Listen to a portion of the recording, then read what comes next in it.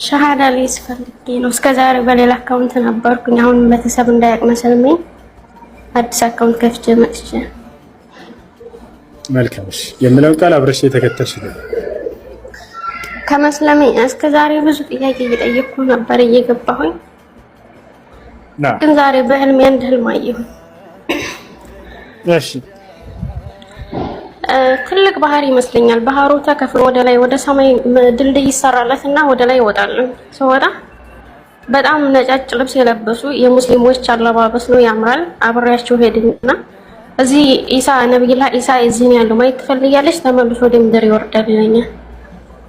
ከዛው ማየት አልፈልግም ብለዋለሁ። ወደዛ ወደ ሰዎቹ ሰደይ ስለው ያኩ መሐመድና በመሐመድ መንገድ ላይ የሄዱ ሰዎች ናቸው፣ አንቺ ደግሞ ከነሱ አይደለሽም። ይሄ ባህር ይታይሻል ወደ ታች ትለኛል። መልሶ ሲያሳይ ጥቁር በጣም የሚሸት የሚገማ ነው ሽታ ያለውና ወደዚህ ነው ያንቺና ያንቺ መሳይ ተከታዮች የሚሉት ነኝ። ከዛ ገፍቶ እየወረወረኝ እያለ በጣም ድንግጥ ምናምን ስበሰናካ ምድር ላይ ነኝ እና ያለሁበት መንገድ ትክክል እንዳልሆነ ነው የተባለ። መልካም እንግዲህ ስትከታተል ቆይታለች እንደተናገረችው በምናስተምር ጊዜ ያን ትክክለኛውን መንገድ አግኝታለች። ግን ያን ለመቀበል ውስጣቸው የሚመላለስበት ጊዜ ይኖራል። ቤተሰብ ምን ይለኛል የሚለን ነገር ያን ነገር አምላክ አላህ ሱብሓነሁ ወተዓላ በህልም ሊገልጥላችሁ ይችላል። ነቢያችን ሰለላሁ ዐለይሂ ወሰለም ሲናገሩ ህልም ወይንም መናም አምላክ አላህ ለነቢያቶች ካደረገው ግልጠተ መለኮት አንደኛው ነው። ሁሉም ለነቢያት የሚሰጠው ግልጠተ መለኮት አልቋል። ህልም ብቻ ለሰዎች ተትቷል ብለው ተናግረዋል። በህልማቸው አምላክ አላህ ሱብሓነሁ ወተዓላ እውነተኛውን መንገድ የሚያሳይባቸው ጊዜ ይኖራል። ያ ማለት ግን ህልም ብቻውን ማስረጃ ይሆናል ማለት ሳይሆን ያ ህልም ከቁርአንና ከሐዲስ ጋር ወይንም ከእውነተኛ የነቢያት መንገድ ጋር ተስማሚ ሆኖ ከተገኘ ነው እና ይሄን ነገር ያሳይቻል እና ለአላህ ምስጋና ይገባው። ያንን የእውነተኛውን መንገድ እስከዛሬ ስትከታተል የነበረውን አላህ ሱብሓነሁ ወተዓላ እንድትመርጪ ስላደረገች ለእርሱ ምስጋና ይገባው። ከኔ ጋር አሁን አብረሽን ሸሃዳ ቃል ትያለሽ። አሽሀዱ አሽሀዱ አላ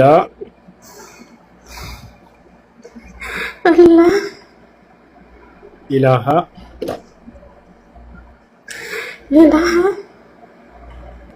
ኢለላህ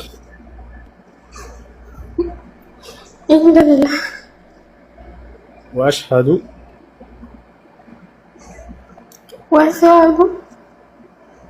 أن محمدا رسول الله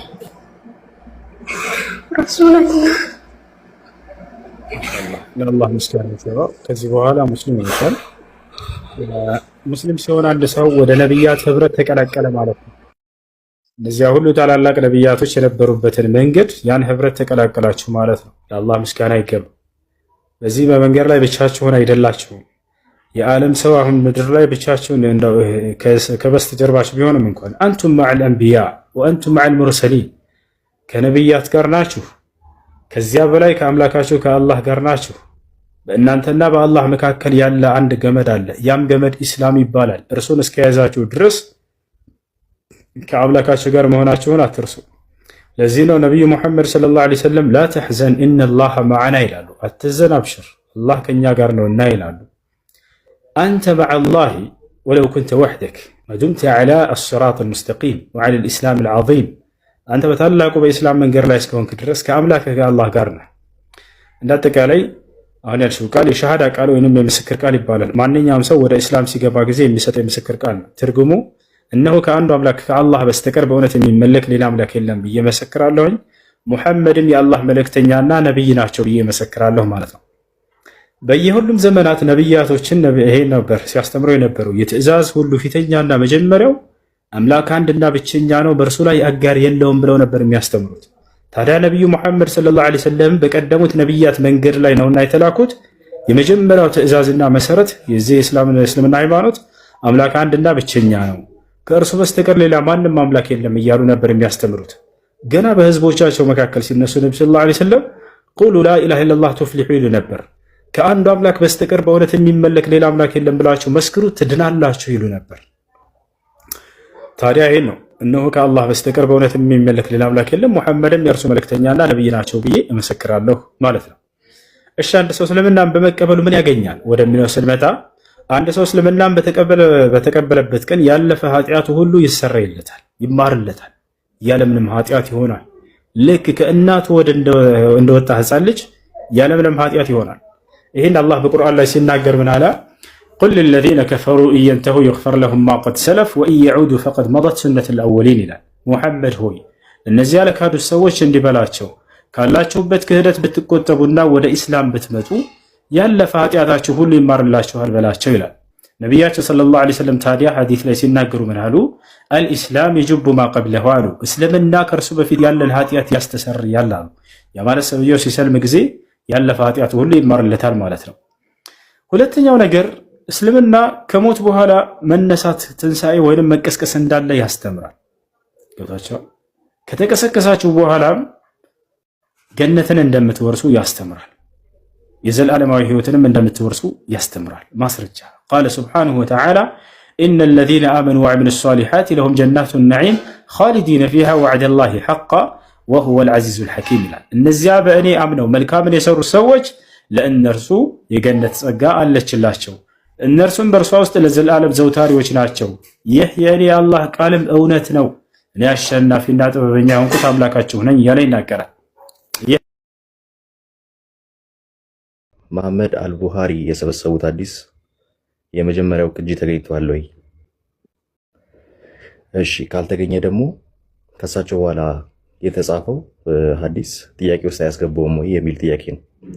የመሐመድ አልቡሃሪ የመጀመሪያው ቅጂ ተገኝቷል ወይ? ሐዲስ ከመሰረቱ የተጻፈው በቡኻሪ ጊዜ ሳይሆን በነብዩ ሰለላሁ ዐለይሂ ወሰለም የሰበሰቡት መሐመድ አልቡሃሪ የሰበሰቡት ሐዲስ ተገኝቷል ወይ? መጀመሪያ ተጽፎ ተጨርሷል አልቀው በነብዩ ሰለላሁ ዐለይሂ ወሰለም ዘመን ማስረጃ ያስተ እኔ አሁን እያወራ ያለው ሰሂህ አልቡሃሪ የሚለው ለእሱ ጋር እሱ እንደ እንትናችን አይደለም። ከዚያ በፊት ተጽፏል እያልኩ እኔ ከፍ ብዬ እየሰጠሁ ነው እያልኩ ለስተህ በነብዩ ሰለላሁ ዐለይሂ ወሰለም ዘመን ሐዲስ እንደተጻፈ አልተጻፈም እኮ አይደል? ቢዲ ጥያቄ የቡሃሪ የመጀመሪያ የሰበሰቡት ሐዲስ ተገኝቷል ወይ ነው የኔ ጥያቄ። አዎ አለ በእጃችን ላይ ነው። አይ እኔ መረጃው ብታሳየኝ አሪፍ ነው። አለ ያው በአልጃሚዕ አስሷሒህ ለኢማም አልቡኻሪ ይላል። ገና ኪታብ ውስጥ ገልጠው ጊዜ ቡኻሪ የሰበሰቡት ሐዲስ ተብሎ እዛው ላይ ተቀምጧል። ወንጌላትን የጻፉት ክርስቶስ የመረጣቸው ከ12ቱ ደቀ መዛሙርት ናቸው ወይንስ ማንም የሚያውቃቸው ዝም ብለው ወፍ ዘራሽ አካሎች ናቸው የጻፏቸው?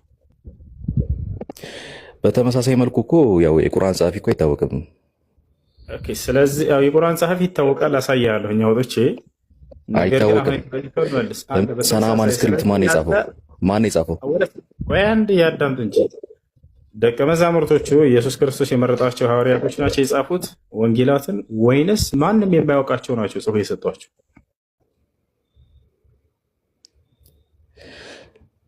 ማንም የጻፋቸው ምን መሰለ ሐዋርያት ጽፏል ተብሎ ነው የሚታመነው።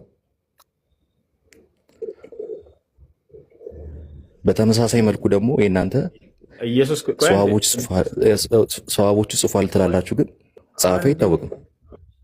ሉቃስ ኢየሱስ ክርስቶስ የመረጠው ደቀ መዝሙር ነው ከ12ቱ መካከል ነው ከላካቸው መካከል። አሁን የሚጠይቅበት አንግልና አንተ የምጠይቅበት በጣም የተለያየ ነው። በነገራችን ላይ ወንጌላትን የጻፉ እኔ ስለ ክታብ ነው እየጠየቅኩ ያለሁት። ወንጌላትን መጽሐፍህን የጻፉልህን ታውቃቸዋል? ኢየሱስ ክርስቶስ ያውቃቸዋል? መርጧቸዋል? ወይስ በራሳቸው ተነስተው ነው ዝም ብለው በራሳቸው ጥረት የጻፉልህ? ክርስቶስ ከመረጣቸው ከ12ቱ ደቀ መዛሙርት ናቸው የጻፉልህ ወይንስ አይደለም? እኔ ስለ ዕዳ ክታብ ነው እየጠየቅኩ ያለሁት። ጥያቄው ልክ አይደለም እያልኩ ነው። ብራዘር የለም ማለት ነው መጽሐፍ ቅዱስ ላይ ማነው እነዚህ አካሎች ክርስቶስ ያውቃቸዋል? ማንስክሪፕቶች አሉ፣ ዕዳ ክታቦች አሉ። እሺ አንዴ ኢየሱስ ክርስቶስ ከመረጣቸው ደቀ መዛሙርት መካከል ነው ሉቃስ መጽሐፍን የጻፈልህ ወይንስ አያውቀውም? የምናወራው እኮ አልተግባባንም ውሱ። እኔ ስለ ዕዳ ክታብ ነው እያወራ ያለሁት። ኢየሱስ ክርስቶስ ያውቀዋል ሉቃስን ወይንስ አያውቀውም? መጽሐፍን የጻፈልህን አካል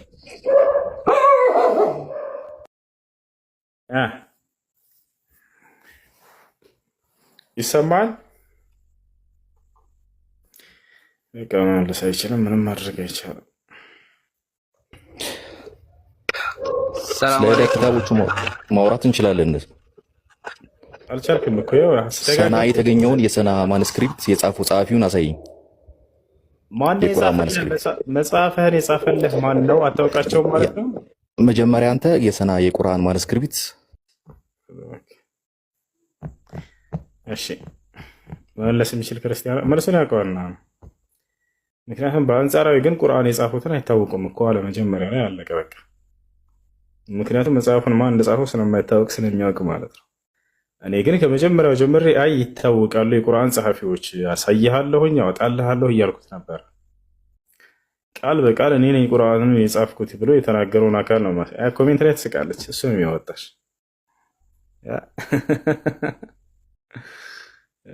ውስጣቸው ያውቃል። ወላሂ ላዚም ማን የማይታወቁ አካሎች እንደጻፉት መጽሐፉ ማለት ነው። እኔ ግን አሁን ማሳየህ ከፍቼ ራሱ እኔ ነኝ ስጽፍ የነበርኩት ከነቢ መሐመድ ሰለላሁ ዐለይሂ ወሰለም ዘንድ ቁጭ ብዬ እኔ ነኝ የጻፍኩት ያለውን አካል ነው ማሳያውት። አንዴ ላሳያችሁ። ግልጠተ መለኮትን ከነቢ ሰለላሁ ዐለይሂ ወሰለም ዘንድ እኔ ነኝ ስጽፍ የነበርኩት ያለውን አካል ላሳያችሁ።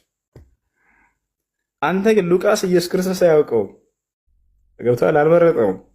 ማርቆስንም ኢየሱስ አያውቀውም፣ ግን አሜን ነው ብለህ መጽሐፉን ተቀብለሃል። ገብታችኋል አይደል?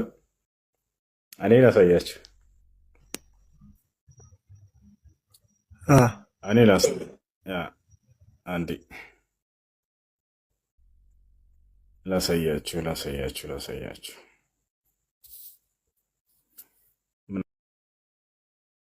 ሊኖር ይችላል።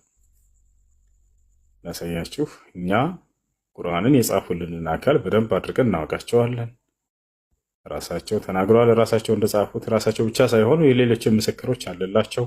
ከነብዩ ሰለላሁ ዐለይሂ ወሰለም ዘንድ ቁጭ ብሎ ሲጽፍ እንደነበር ያ ጸሐፊ አውጥቼ ላሳያችሁ።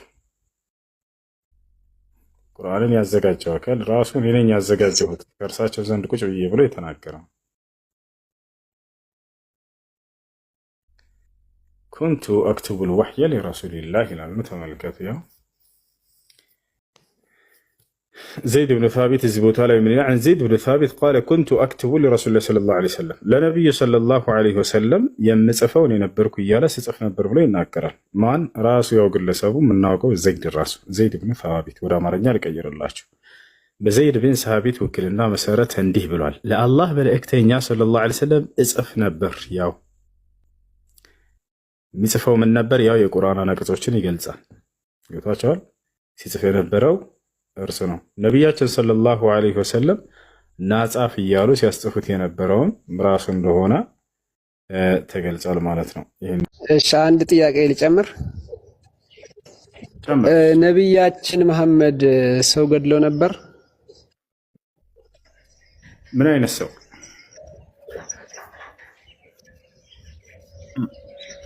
ነቢያችን ሰለላሁ ዐለይሂ ወሰለም በህይወት ዘመናቸው አንድ ሰው ነው የገደሉት። እርሱም ለምን ወደሚለው እንምጣ። ለምን ወደሚለው እንምጣ። አንድ ሰው ነው ነቢዩ ሰለላሁ ዐለይሂ ወሰለም በህይወት ዘመናቸው አንድ ሰው ብቻ ነው የገደሉት። እርሱንም ለምን እንደሆነ ላስረዳ። እንግዲህ እርሳቸውን ገዳይ ናቸው ብዙ ብለው ሰዎች ይከሷቸዋል። ነቢዩ ሰለላሁ ዐለይሂ ወሰለም በአላህ ስም እላለሁ አንድ ሰው ነው የገደሉት። ማን ነው እርሱ? ለምንስ? ተመልከቱ። ወሊድ ብን ሙጊራ ይባላል። ነቢያችን ሰለላሁ ዐለይሂ ወሰለም በሰላም እየኖሩ እያለ በመካ ምድር ላይ በፊታቸው መጣና ወላሂ ለአቅቱለነከ አላቸው። በአላህ ስም ብላለሁኝ እኔ ነኝ የምገድልህ ሙሐመድ አላቸው።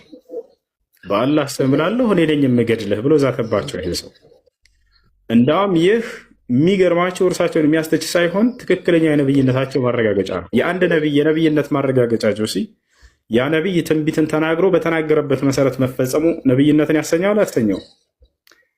ያሰኛል። ነብያቶች ትንቢትን ተናጋሪ ናቸው። ያ የተናገሩት ትንቢት በተናገሩበት መሰረት ይፈጸማል። ኦሪት ዘጸአት ምዕራፍ 18 ቁጥር 18፣ ኦሪት ዘዳግም ላይ ተህ ከሆነ ማንም ነቢይ በእኔ ስም ትንቢትን ተናግሮ ባይፈጸም ያ ሐሰተኛ ነውና አትፍራው ግደለው ይላል። ያ በዚህ አንጻር ያ ነቢይ ትንቢትን ተናግሮ ትንቢቱ በተናገረበት መፈጸሙ የነብይነቱ ማረጋገጫ ነው። ስለዚህ ነቢያችን ሰለላሁ ዐለይሂ ወሰለም ፊት መጣና ይሄ ሰው ምን አለ? በእኔ እጅ ነው የምትመተው ሙሐመድ አላቸው። ወላሂ ለአቅቱለነከ አላቸው፣ እገላለሁ ሲላቸው ወላሂ አነ መን ሰአቅቱልከ አሉት ነቢ ሰለላሁ ዐለይሂ ወሰለም። በአላህ ስም ላለሁ እኔ ነኝ የምገድልህ አሉት።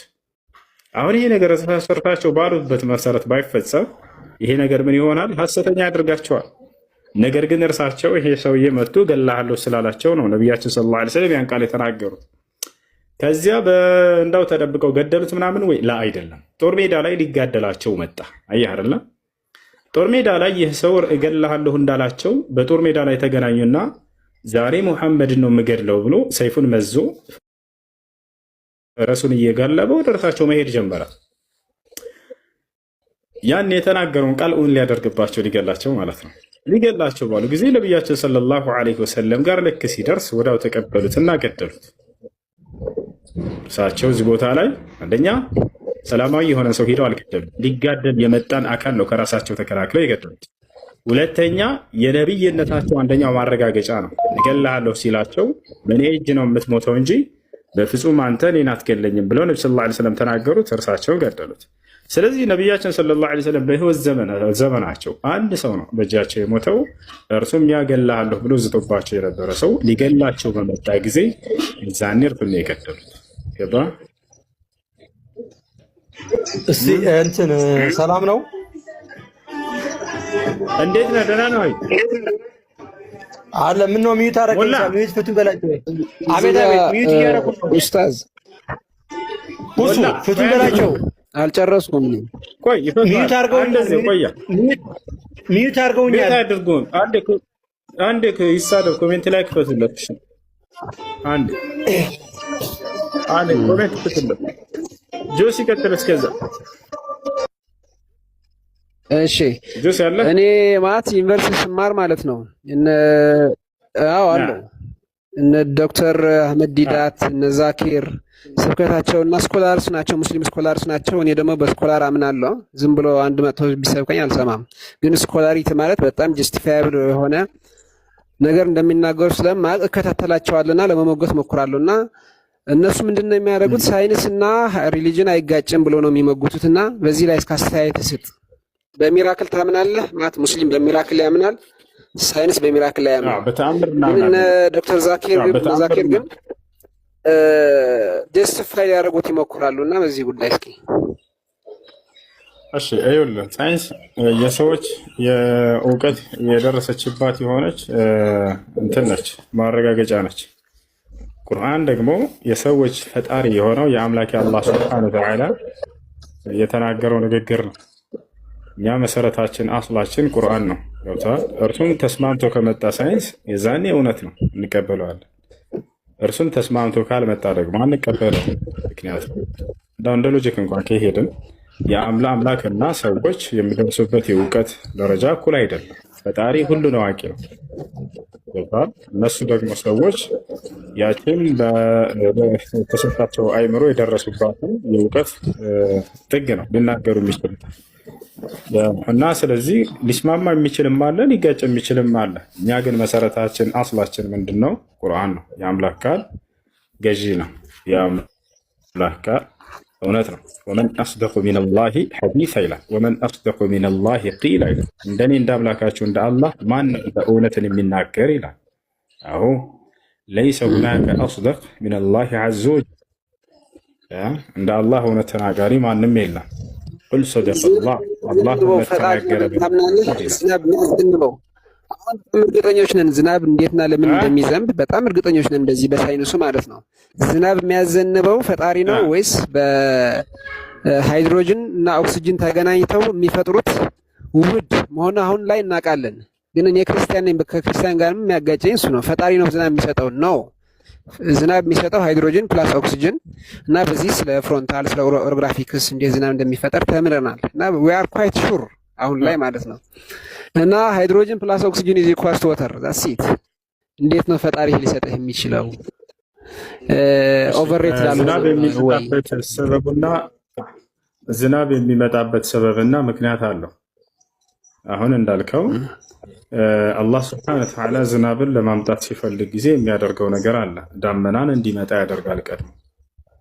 ከዚያም በኋላ አላህ ስብሐነሁ ወተዓላ በእርሱ አማካኝነት ዝናብን ለሰዎች ያወርዳል። ያ ነው የዚያ የዳመና ባለቤት ማን ነው? ራሱ አላህ ስብሐነሁ ወተዓላ ነው። ነቢያችን ሰለላሁ ዐለይሂ ወሰለም ሰዎች መጡና እያሰገዱ እያለ እርሳቸው የጁምዓን ቀን የሆነ የገጠሬ ሰው መጣና አንቱ የአላህ መልእክተኛ በእኛ አካባቢ ዝናብ ቀርቶብናል፣ ድርቅ ገብቶብናል፣ ያ ረሱላላህ هلكت الأموال وانقطعت السبل ادعوا الله أن يغيثنا ብሎ ጠየቀ። ኹጥባ እያደረጉ ነበር ነብዩ ሰለላሁ ዐለይሂ ወሰለም ጁምዓ ቀን ሊያሰግዱ። በህዝቡ መካከል መጥቶ ቆመና አንቱ የአላህ መልእክተኛ ሆይ ድርቅ ገብቶብናል፣ ዝናብ ያስፈልገናል፣ እንስሳቶቻችን ሞቱብን፣ አለቁብን፣ መንገዶችም ተቋረጡ ዝናብ ከእጦት የተነሳ እባክዎትን አላህ ዝናብን እንዲለግተን ይለምኑልን አላቸው። በዚህ ጊዜ ነቢያችን ሰለላሁ ዐለይሂ ወሰለም ወዲያው እጃቸውን አነሱና አምላካችን አላህ ሆይ ዝናብ ለግሳ ቃል ወይ ቃል ትዝ ባይለኝም ሀሳቡን ግን ልንገርህና ታስረዳኛለህ አንተ። እና መልአኩ ጀብሪል ወደ መሐመድ መጣና ወደ ነብዩ መሐመድ መጣና ይህንን መጽሐፍ አንብብ አለው። ይህንን መጽሐፍ አንብብ ባለው ጊዜ ነብዩ መሐመድ ምን አለው? አይ ይህንን ማንበብ አልችልም አለው። ከዛ ማንበብ አለብህ ብሎ አስገደደው። አይ እኔ ማንበብ አልችልም ሲል ምን አለው ይላል? ረገጠው ይላል። እና እኔ ማውቀው በክርስትና እምነት መሰረት መላእክቶች በጣም ዲሲፕሊን እንዳላቸው በስርዓት በአክብሮት እንደሚያናግሩ ነው። እና አሁን ወደ ማርያም መልአኩ ገብርኤል ሲላክ ምንድን ነው ያላት? ከእግዚአብሔር ዘንድ አንቺ ተመርጠሻል ከሴቶች መካከል እና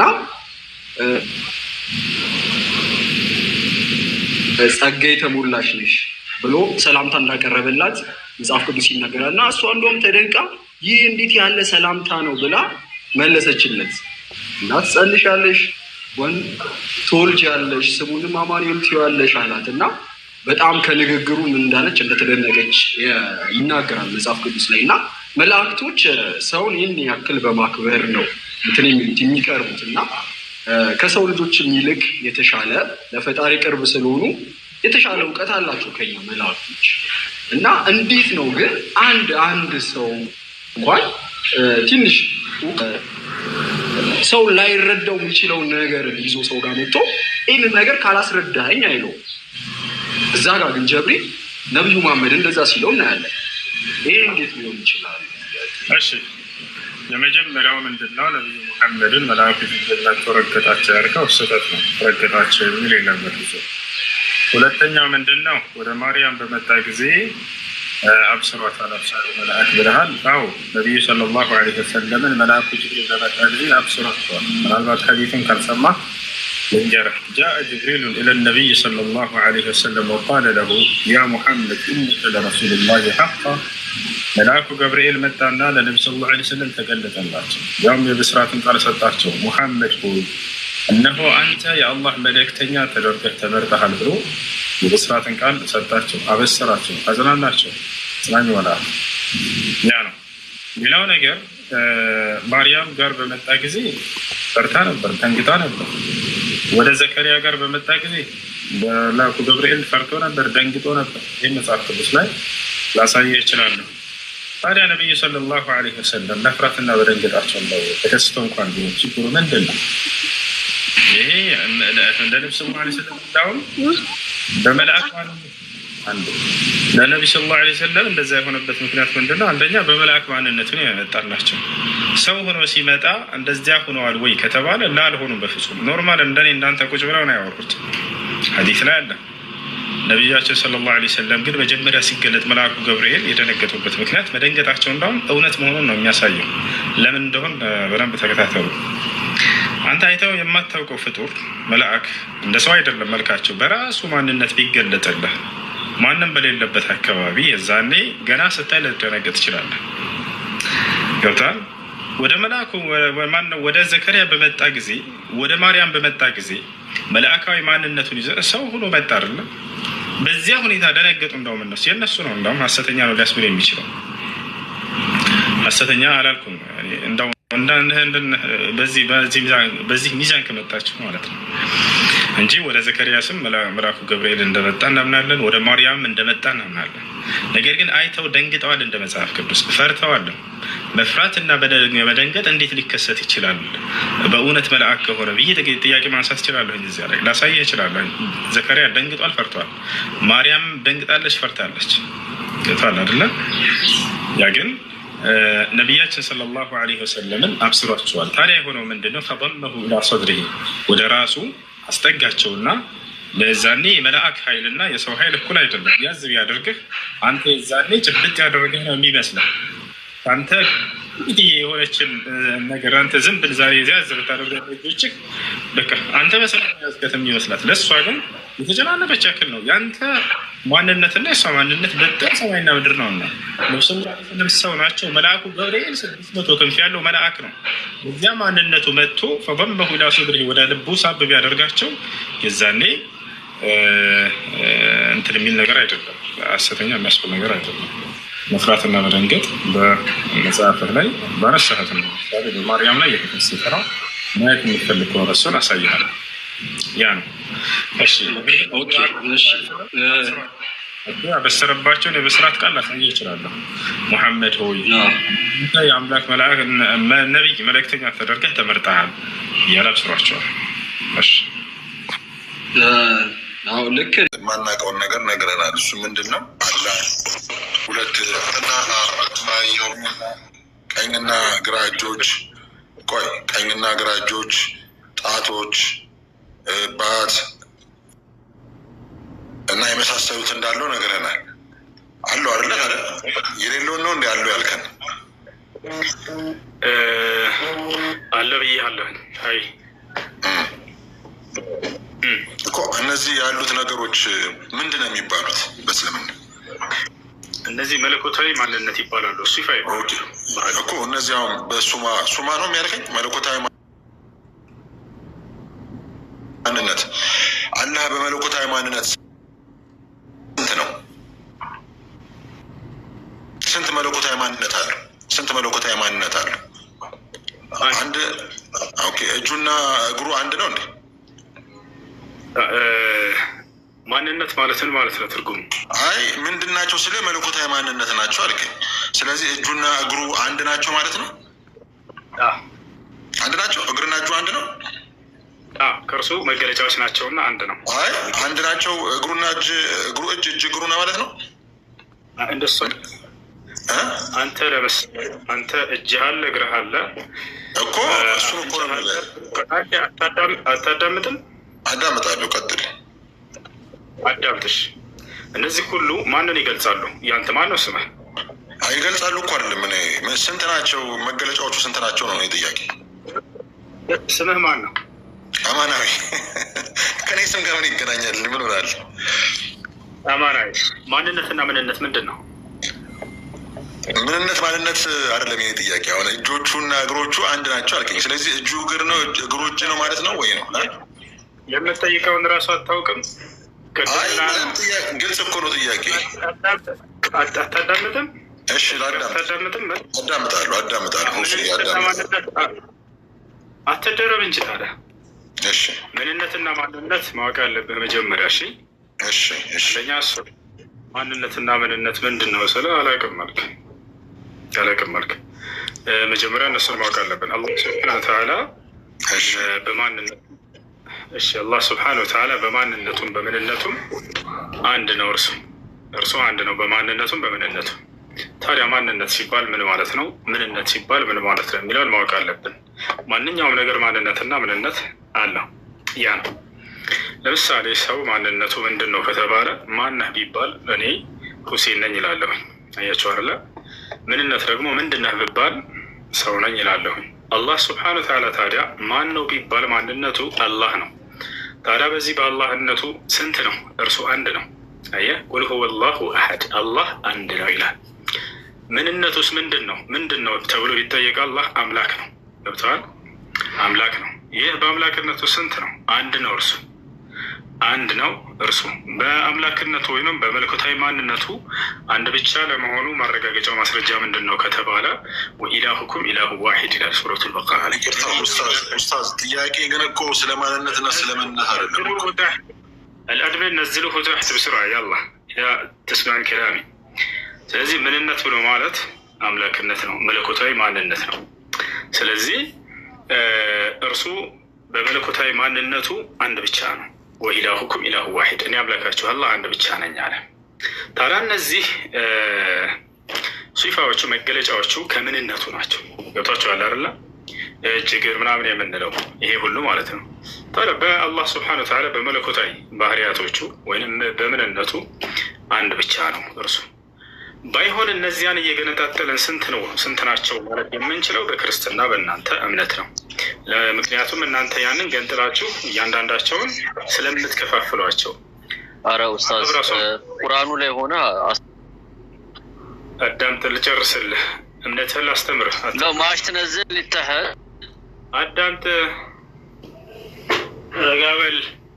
ከተሳሳትኩኝ ማረም ትችላላችሁ ክርስቲያኖች። እሺ እንዳውም ከኔ ጋር ትወያያለህ፣ ታወራለህ። ገስት ላይ ሰው አይታየኝም። አድሚኖች ከቻላችሁ ስለ ቁርአን መስማት እንፈልጋለን። አዳምጥ፣ ላስረዳህ እንድትማር። መጽሐፍንም አስተምሬ ነው የምትሄደው። እሺ ይሰማል አይደለም? ይሰማል።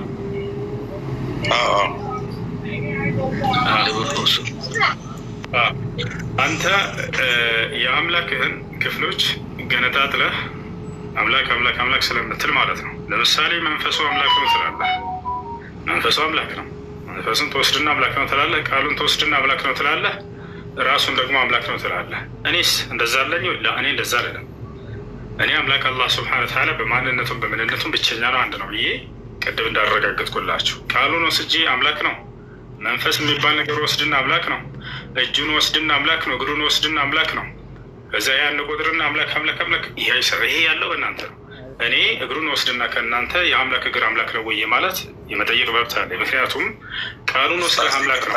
ይቅርታ፣ አሁን ያልካቸው ነገሮች መጽሐፍ ቅዱሳዊ ቃል ነው ወይስ ኬት ነው የመጣቀው?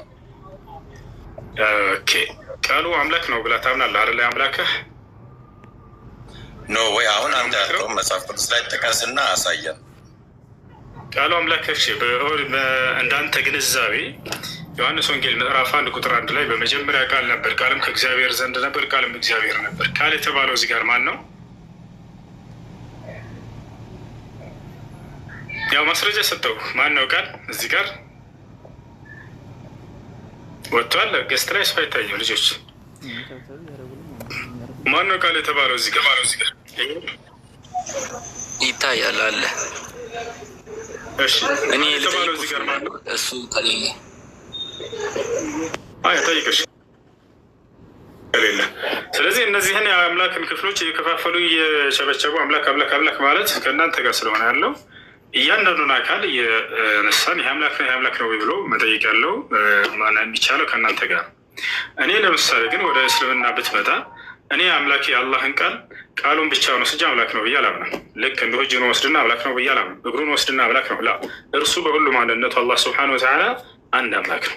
ገብታችኋል አይደለ? ያ ነው። ቀጥሉ። ጥያቄ ያለው ማን ነው? ሁሱ ሰላም ብያለሁ በቅድሚያ። እሺ ጥያቄ ምን መሰለክ፣ አንተ የምታመልከውን አምላክ አይነት ነብያት ያመልካሉ ብለህ ታስባለህ? አንተ አሁን የምታመልከውን አምላክ አይነት ነቢያት ያመልካሉ ብለህ ታስባለህ? እንደዛ ብዬ አስባለሁ። ነቢያት የሚያመልኩትን አምላክ አይነት ነው እኔ የሚያመልከው ምትል ከሆነ ማስረጃ እንድሰጠኝ እፈልጋለሁ። ወንድማችን ሁሱ ትናንትና ነበርክ እዚህ? ትናንትና ነበርክ? አሁን ለታ ከትላንት ወዲያ አንተ ነው ውርድለት ነው የመጣሁት። ትናንትና ጠይቆ አንደኛ በሙሉ ቁርአን ላይ ነቢያቶች ሁሉ አምላክ አላህ ስብሐነሁ ወተዓላ እንደሰበኩ እንዲሁም በገዛ መጽሐፍ ቅዱሳቸውን ላይ ልክ እንዲሁ ተውራትና እንጂል ላይ ወይም ደግሞ ኦሪትና ወንጌል ላይ አምላክን አላህን እንዳስተማሩ በመጽሐፍ ቅዱስ ላይ ይህንን ሳሳየው ነበር እያወጥቼ ማስረጃ። ለማንኛውም አሁን ነቢያቶች ሁሉ ያንን ዛሬ የምናመልከውን አምላክ አላህ ስብሐነሁ ወተዓላ ነው የሚያመልኩት። ከነቢያቶች መካከል ለናሙናነት ያክል የተወሰኑትን እንጥቀስ። ለምሳሌ ኖህ ምን አለ? ወለቀድ አርሰልና ኑሐን ኢላ ቀውሚሂ ፈቃለ ያ ቀውሚ አዕቡዱላህ ማ ለኩም ሚን ኢላሂን ገይሩህ። ኖህ ምን አለ? ህዝቦች ሆይ አላህን በብቸኝነት ተገዙ፣ ከእርሱ ውጭ ሌላ ማንም አምላክ የላቸውም አላቸው። ልክ እንዲሁ አብርሃም ወኢብራሂም ኢዝ ቃለ ሊቀውሚሂ አዕቡዱላህ ወተቁ። አብርሃም ለህዝቦቹ ምን አላቸው? ህዝቦች ሆይ አላህን በብቸኝነት ተገዙ፣ እርሱንም ብቻ ፍሩት አላቸው። ሌላ ማን ከተባለ ነቢዩ ሙሴ ምን አለ? ኢነማ ኢላሁኩም ላህ ላ ኢላሃ ኢላሁ አለ። አምላካቸው እርሱ አላህ ብቻ ነው፣ ከእርሱ በስተቀር ሌላ ማንም አምላክ የላቸውም አላቸው። ልክ እንዲሁ ኢልያስ ወኢነ ኢልያስ ለሚን አልሙርሰሊን ኢዝ ቃለ ሊቀውሚሂ አላ ተተቁነ ተድዑነ በዕለን ወተዘሩነ አሕሰነ አልኻሊቂን አላህ ረበኩም ወረበ አባኢኩም አልአወሊን። ኢልያስ ምን አለ? የእናንተም የቀደምት አባቶቻችሁም አምላክ እርሱ አላህ ነው እያለ አስተማራቸው። ልክ እንዲሁ ዒሳ ወይም ኢየሱስ ወኢነ ላህ ረቢ ወረብኩም ፈዕቡዱሁ ሃዛ ሲራጡ ሙስተቂም አለ። ይህንም ጌታ የእናንተም ጌታ እርሱ አላህ ነው እና እርሱም በብቸኝነት ተገዙት፣ ይህ ነው ቀጥተኛው መንገድ አላቸው። እና ይህ ነው ነቢያቶች ሁሉ አምላክ አላህ ስብሐነ ወተዓላ እሱ የአምላክ አሁን የነሳቸው ፖይንቶች በእርግጥ ይቅርታ እርሱ የአምላክ በማንነቱም በምንነቱም አንድ ብቻ ነው። አላህ በማንነቱም በምንነቱም አንድ ብቻ ነው። እርሱ ለዘላለም ህያው ነው። በህያውነቱ ላይ ሞትነት የለበትም። በአንድነቱ ላይ ሶስትነት የለበትም። በአዋቂነቱ ላይ አላዋቂነት የለበትም። በሀያልነቱ ላይ ተሸናፊነት የለበትም። በጥበቃው ላይ ማንገላጀት፣ ማንገላፋት፣ መድከም የለበትም። ይህ ነው አምላክ አላህ ስብሐነ ወተዓላ ማለት።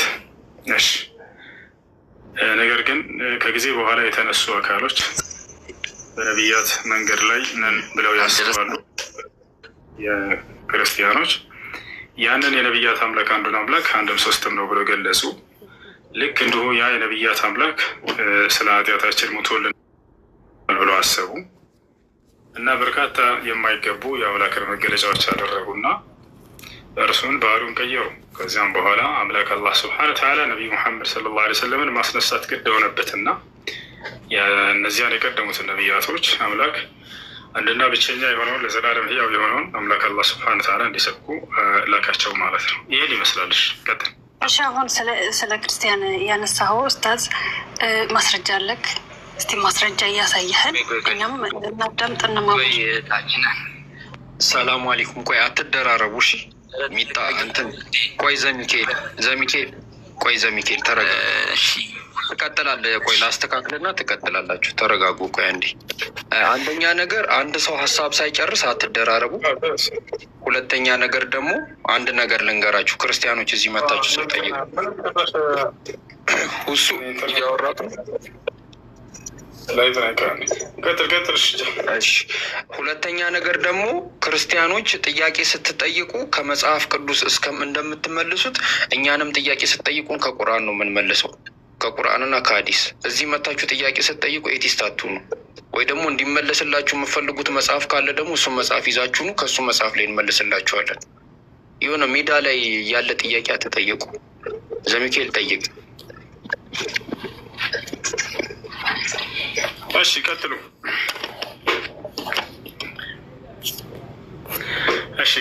ጥያቄ ያለ ቀጥል። እኔ አሁን ያነሳቸው ፖይንቶች እኔ ምንም እንትን ጥፋት የለብኝም። እሺ ሁሱ አሁን ቆይ አንድ የዘሚካኤል ቆይ ትቀጥላለህ። ከማለው ሁሱ ትሰማለህ። ቆይ ትቀጥላለህ። አንዴ ምንድን ነው ያልከው ዘሚካኤል? አሁን ያነሳቸውን ፖይንቶች እኔ አላነሳኋቸውም፣ አንተ ነው ያነሳቸው እና ለምን ጥያቄ ስጠይቀን ከምንድን ነው የምንመልስልህ እኛ? እኔ ከምንም ቢመለስልኝ ችግር የለብኝም እኮ። እኔ ከባይብል መልስልኝ ከቁርአን መልስልኝ አላልኩትም። እሱ በቃ እሺ ጠይቅ፣ ችግር የለም። እኔ ከፈለገበት ሲመልስልኝ እያዳመጥኩት እኮ ነው። እሺ ዘሚካኤል ተረጋጋ። እሺ አሁን አይነሳቸው ፖይንቶች አሉ ሰምቻለሁ። ግን እኔ ጥያቄ የፈጠረብኝ ነገር አሁን ስታነሳ በእናንተ አስተምሮ አላህ ብላችሁ የምታምኑት አምላክ የሆነ እኔ ቃላት አልጠቀምም እና የሆኑ ነገሮች አሉ ትላላችሁ እና ለምሳሌ ይቅርታ አድርግልኝና ቃሉት ብጠቀም እንኳን እጅ አለው እግር አለው ምናምን የሚባል ፖይንቶች አሉ እና ሙሴ እንደዚህ ብሎ ያምናል ብለህ ታስባለህ? እና እንደዚህ አይነት አምላክ ነው የሚያመልከው ብለህ ታስባለህ? እስቲ በማስረጃ እንድትሰጠኝ ፈልጌ ነው። ጥያቄ ስለፈጠረብኝ ነው። ሰሞኑን ከሰማሁት ነገር አንጻር ነው እና ሙሴ ብቻ ነቢያቶች የሚባሉት እንደዚህ አይነት አምላክ እንደዚህ አካል ያለው አምላክ ያመልካሉ የሚለውን ነገር